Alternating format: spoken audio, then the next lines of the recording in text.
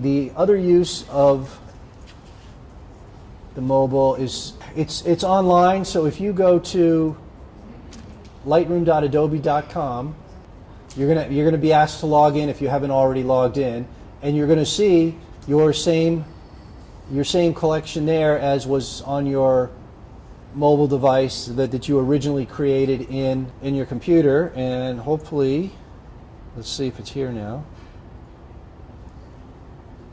Yeah, there it is. So with this, if you wanted to share images that you had taken with a client or with a family member or whatever, you can share them. You can make them public. So if we wanted to, and in fact I did it on some, it should have a little logo. Let me just go back here, because I think there's a logo that indicates which is public. Yeah, right here, you see right in the middle, right where I have this, it says shared, and above it on my new Southeast Asia, it says shared. Those are ones that I've made available online that people can share. And what you can do is you can show your clients images. You can share a collection with your clients, and they can view them. They do not need to be Lightroom users.